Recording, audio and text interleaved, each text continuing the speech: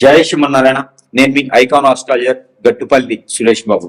ప్రతి ఒక్కరి జీవితం కూడా కాలాలుగా ఎన్నో రకాల రోజులు, వారాలు, వారాలు, పక్షాలు, నెలలు, మాసాలు, అలానే సంవత్సరాలు, ఇలాగా ప్రతి ఒక్కరి జీవితంలో కూడా పుట్టిన తర్వాత, జన్మించిన తర్వాత ప్రతి ఒక్కరి జీవితంలో కూడా ఎన్నో రకాల గోల్స్ ఉంటాయండి. ఈ రోజుల్లో హైపర్ మైండ్ అయినటువంటి పిల్లలు 3 సంవత్సరాలకి మీరు ఏమవుతారా అంటే నేను పలానా అవుతానని చెప్తూ ఉన్నారు. అలాంటి మనిషి మైండ్ లో అన్ని రకాలుగా కూడా మనం అనుకుంటూ కూడా ఆ వయసుకు వచ్చే సమయానికి అవన్నీ కాకుండా గోల్స్కి వెళ్ళిపోతా ఉన్నాయి. ఏదైతే కోరికలు ఉన్నాయో కోరికలు వెళ్ళిపోతా ఉంది. కానీ మనం జీవితంలో ఎదగలేకపోతా ఉన్నాం. ఇవన్నీ కూడా గమనిస్తూ ఉన్నారు. పోనీ కొంతవరకు మనం ఎదిగామనుకుంటే ఎవరెక్కడ కళ్ళు పడతా ఉన్నాయి. ఎవరైనా ఇంట్లో బంధుమిత్రులే, లేకపోతే ఇంకేదైనా సమస్యలు ఉండే, బయట బంధుమిత్రులే కాకుండా ఫ్రెండ్సా, కొలీగ్సా, తెలిసిన వాళ్ళయా, లేకపోతే ఇంట్లో అందరి తరపు నుంచి ఎక్కడి దగ్గర నుంచి మనకు కట్లు పట్టుకున్నాయా, ఎన్నో రకాల సమస్యలతో మనం ఎదగలేకపోతా ఉన్నాం, ముందుకెళ్ళలేకపోతా ఉన్నాం. పుట్టినప్పటి నుంచి చివరి వరకు కూడా ఇలాంటి ఆర్థిక సమస్యలతో ఎదుగులేకపోతూ ఉన్నారు. నాలెడ్జ్ ఉంటుంది, తెలివితేటలు ఉంటాయి, అందరికీ ఉంటుందని తెలివితేటలు, చదువుకుంటారు, కానీ ఏం చేయలేని పరిస్థితి ఉంటుంది. అందరిది కాలం రాదు. అదేమంటే నువ్వు మా నాన్న కోటీశ్వరుడు కాదు, మా నాన్నకి ఆస్తులు లేవనుకుంటే ఎవరికి ఆస్తులు ఉండవండి. మన తెలివితేటలతో మన దరిద్రం బాగాలేకపోతున్నాం, అలా అయిపోతాం తప్పితే ప్రతి ఒక్కరి జీవితంలో ముందుకెళ్ళాలని సంకల్పం ఉంటుంది. ఒక్కొక్కరు ఉంటారండి, ఇంకా నేను చెడిపోవాలి, ఎదురుని చెడగొట్టాలి, వాడు బాగుపడకూడదు అనేటువంటి వ్యసనం, రంది, కుళ్ళు ఉంటుంటారు కామన్. కానీ ప్రతి ఒక్కరి జీవితంలో పుట్టగానే మంచోడు అవుతారు, మంచి పుట్టగానే చెడ్డోళ్ళు ఎవరు కదండి. సావాస దోషం బట్టి అలా చెడ్డోళ్ళుగా మారిపోతూ ఉంటారు, వాళ్ళ ఆలోచన విధానం మారుతూ ఉంటుంది. కాబట్టి ఇక్కడ మనకి ఏం మాట్లాడాలనుకున్నాం అంటే కనుక ముఖ్యంగా మనిషి జీవితంలో అవసరం ఏంటండి? ఆర్థికం. డబ్బు ఉంటే సాధించలేదు ఏది లేదు. డబ్బు ఉంటే ప్రతిదీ మన చేతులకు వస్తుంది. డబ్బు ఉంటే మనకు చెంతకే చేరుతుంది ఏదైనా సరే. సీఎం అయినా, పిఎం అయినా, లేదా ఇంకా ఇతరైనా సరే ఏ సమస్యని పరిష్కారం కావాలి మన కలియుగంలో అంటే కనుక ఇటీవల అయితే మాత్రం ఖచ్చితంగా డబ్బే అవసరం అండి. రూపాయికి ఎన్ని ఫోన్లు వస్తాయో కాదు, ఎన్ని ఫోన్లకు రూపాయి వస్తే పరిస్థితికి ఏర్పడ్డాము, ఎన్ని డాలర్స్కి రూపాయి వస్తుంది కాదు, రూపాయికి ఎన్ని డాలర్లు వస్తాయి అనే దానికి వెళ్ళిపోవాలి. కాబట్టి ఇక్కడ మనం ఏమనుకుంటున్నాం అంటే ప్రతి ఒక్కరు కూడా ఆర్థికంగా ఎదగాలి. ప్రతి ఒక్కరి జీవితంలో కూడా ఏదో ఒక లోపం, ఏదో ఒక తాపం, ఏదో ఒక శాపం కొట్టి పిట్టాడి దొరుకుతుంటుంది. కానీ ఇవన్నీ కూడా మనకి ఏ రకంగా అంటే ఏదైనా గురువుని నమ్ముకున్నామా, మనం బలేతూనే ఉన్నాము, ఆ గురువు మనల్ని మోసం చేస్తూ ఉన్నారు. ఇలాగా మనకి ఎన్ని రోజులు బతుకుతామండి ఈ బాధలు. భార్యను చేసుకున్నామా, ఏదో ఒక రకంగా వెళ్ళిపోతా ఉంది. భర్తను చేసుకున్నారా, మాట వినట్లేదు. కొడుకులు, బిడ్డలు అన్ని ఎవరు కూడా మాట వినే పరిస్థితి లేదు. అదే పిల్లలు పుడితే వాళ్ళ వల్ల ఎదుగుతారేమో అనుకుంటాము. కానీ పరిస్థితులు ఎలా మారిపోయినంటే ఈ రోజున వ్యవస్థ బాగలేదు. కానీ మనం అందులో బాగుండాలి కదా. మనం ఉన్నటువంటి పరిస్థితుల్లో ఆరోగ్య సమస్య కానీ మరి ఇతర సమస్యలు వస్తే ఏంటి సమస్య, దానికి పరిష్కార మార్గం ఏంటి, ఎవరిదైనా మాట్లాడితే దూరం అవుతా ఉన్నారు. అసలు ఇవన్నీ కారణాలు ఏంటి, ఎక్కడ జరుగుతుంది మనకి అనుమానం ఎక్కడ? ఇది మనం ఒకసారి గమనించుకున్నామా? మన పూర్వకాలంలో ఏమేదంటే ఒక చిన్నపాటి ఎదురురాయి తగిలితే మన పెద్దవాడి ఇంట్లో కూర్చొని ఆ ఎదురురాయికి మందు వేస్తూనే అసలు ఎదురురాయి ఎందుకు తగిలింది, అసలు ఎదురురాయి అక్కడ ఎందుకు ఉంది, అసలు ఎదురురాయి మనకు తగిలే అవసరం ఏంటి ఆ సమయంలో, అసలు ఎదురురాయి ఇలా తగిలింది అంటే దీనికి కారణాలు ఏంటి అని వెతికి ఒక బుక్ను తయారు చేసేవారు. బాగా గమనించుకోండి. మన పెద్దవారి ఇంట్లో ఉంటే ఇలా జరుగుతుందని వాళ్ళు చెబితే ఎదురురాయి అది.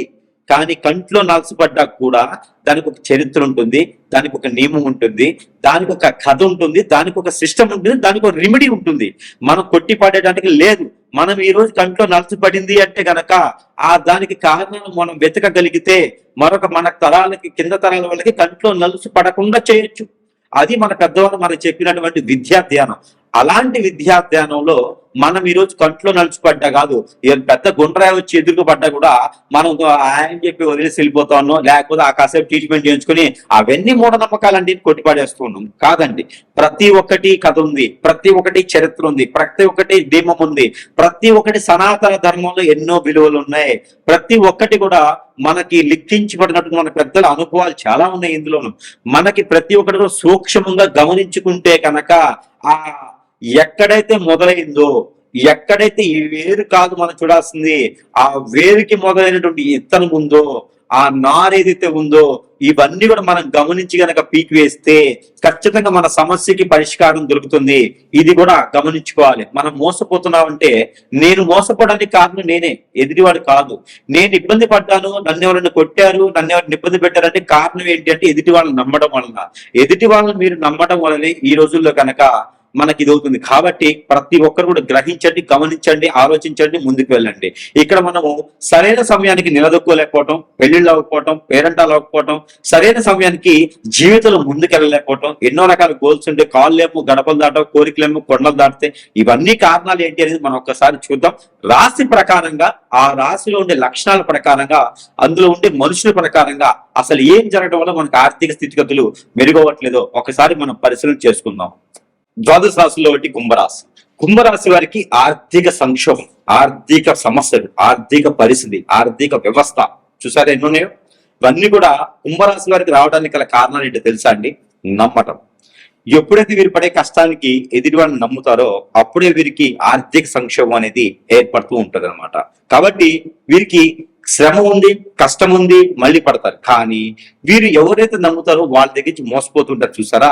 ఈ మోసపోయే తత్వం అయితే మాత్రం ఎప్పటికీ బాధ అనేది మాత్రం ఖచ్చితంగా ఉంటుందండి. ఎవరైతే నమ్ముతారో వారు ఖచ్చితంగా మోసం చేస్తారు. ఇక గోచార ప్రకారంగా మనం చూసుకున్నట్టు కనుక స్వస్థానం 3వ స్థానంలో కేతువు గాని, స్వస్థానం 3వ స్థానంలో అంటే చంద్రుడితో పాటు కానీ 3వ స్థానంలో కానీ అక్కడ ఈ శని భగవానుడు కానీ ఉన్నట్టయితే ఖచ్చితంగా వీళ్ళు ఆర్థిక సంక్షేమంలో ఎప్పుడు కొట్టుమిట్లాడుతూనే ఉంటారండి. పద్మవ్యూహంలో అభిమన్యులా కొట్టుమిట్లాడుతూ ఉంటారు. ఎందుకంటే కనుక వీరికి ఆర్థిక సంక్షేమం ఈ గ్రహరీత్యా దోషాల వలన వస్తుంటది. అలానే ప్రకృతిలో వీరి ఎదుగుదల, వీరి మంచితనము, వీరి చాకచక్యతనము, వీరి యొక్క స్వభావము నచ్చక పట్టించుకోక వీరు బాగుంటే మనం అందరం పేరు ప్రఖ్యాత మనకు రాదు అని చెప్పేసి వీరి పైన ఏదైనా చెడు దృష్టిలో కూడా చేయించొచ్చున్నాయి. ఖచ్చితంగా అష్టదిగ్బంధన, కట్లు వేయడమా, చిన్న చిన్న అయినా సరే ప్రయోగాలు జరుగుతాయి వీరి మీద.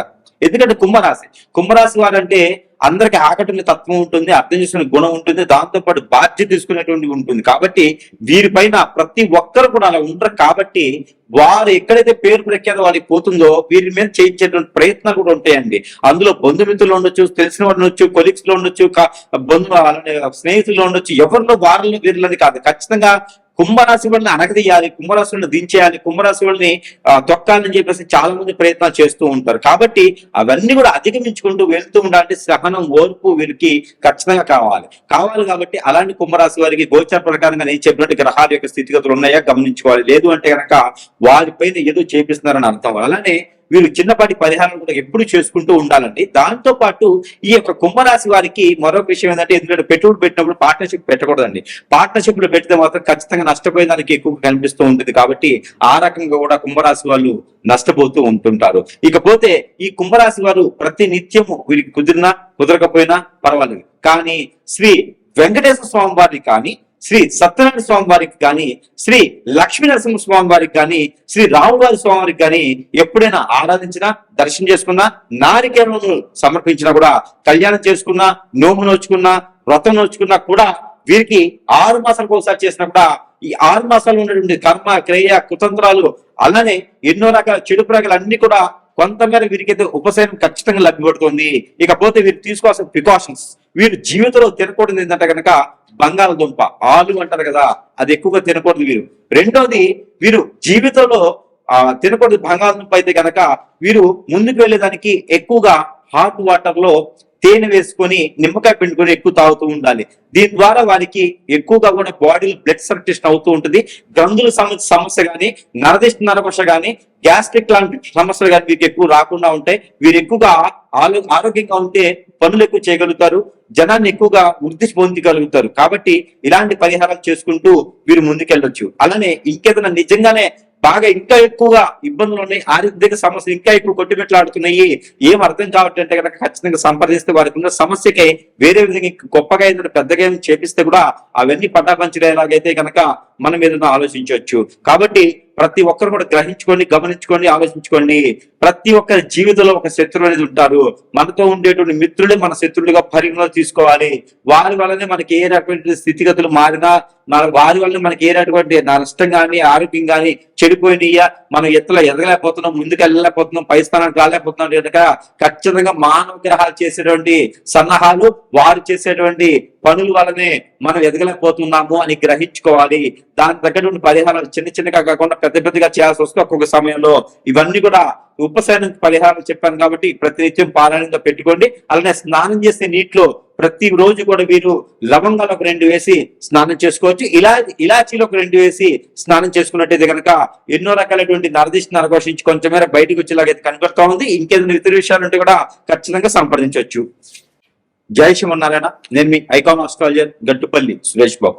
ఈరోజు మనకి ఇంట్లో ఎన్నో రకాలైన సమస్యలు వస్తూ ఉంటాయి. ముఖ్యంగా దేనికి వస్తాయి ఏంటంటే ఆర్థిక సమస్యలు. ఈ ఆర్థిక సమస్యలు కావచ్చు, ఆరోగ్య సమస్యలు కావచ్చు, ఎన్నైనా కావచ్చు. వాస్తు ప్రకారంగా మనకు వచ్చేటువంటి సమస్యలు అనేకం. ఆ వాస్తు కనుక మనకు బాగుంటే కనుక, అంటే ఇంట్లో ఈగల మొత్తం బయట పలకలి మోత అంటుంటారు. ఇంట్లో వాస్తు బాగుంటే మనకి అన్ని రకాలుగా సానుకూల పడుతుంది.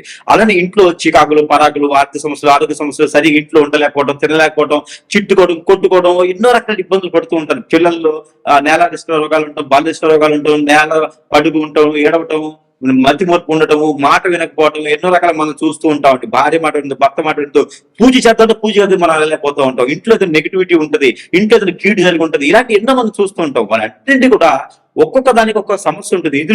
నిధులు, నిక్షేపాలు, ధనవైసమ్మ, అమ్మవార్లు, కట్లు ఎన్నో ఉంటాయి. ఒక్కొక్క దానికి ఒక్కొక్క సమస్య. చిన్నపాటి సమస్యలకి, ఆర్థిక సమస్యలకి ఇంట్లో ఉండలేకపోతున్నాం అని ఏంటో జరుగుతుందన్న వారికి అయితే కనుక ఖచ్చితంగా ఒకటి తీసుకొచ్చానండి. ఇది అష్టదిగ్బంధన ముడుపు అంటారు.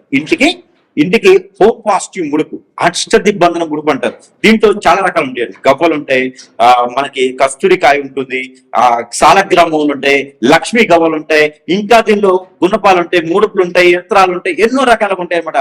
ముక్కోటి ఉంటాయి అనమాట. భోజపత్రం ఉంటుంది. దీంట్లో పత్రిని అంటారు. ఎన్నో రకాల పువ్వులు చేసినట్టు పత్రిని ఉంటుంది, ఆకులు ఉంటాయి, కొమ్మలు ఉంటాయి, కోయిలు ఉంటాయి, అన్ని ఉంటాయి. ఇలాంటిది ఎన్నో రకాలుగా చేసినట్టు దీనికి అగ్నిహోత్రంతో మంత్రం చేస్తూ ఉంటాం. ఆ మంత్రం చేసినటువంటి అగ్నిహోత్రం చేసినటువంటి మంత్రం అంటే చాలా పవర్ఫుల్ అండి. అందులో ప్రపంచంలో అగ్నిహోత్రం చేసే మంత్రం చేసేటువంటి ఎవడు లేడు. కాబట్టి మన దగ్గర లభ్యపడుతుందండి. ఇది ప్రతి ఇంట్లో కూడా ఒకటి ముడుపుగా కట్టుకోవాలి. మన సింహద్వారానికి లోపల వైపున, బయట వైపున నేను చూసిస్తానది.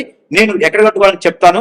ఎవరికైనా సరే అన్ని రకాల ఇబ్బందులు పడే వాళ్ళ కింద ఈ ఒక్క ముడుపు కట్టుకుంటే మన సమస్యలన్నీ కూడా ఇలా చిటికలు పటాపించలేకపోతే, కావాలనుకున్న వారు స్క్రీన్ మీద కనిపించే నెంబర్ కి సంప్రదించవచ్చు. సురేష్ బాబు గారి దగ్గర ఇలా ఎన్నో రకాల వస్తువులు కూడా మీకు అందరూ తెలిసిన విషయమే.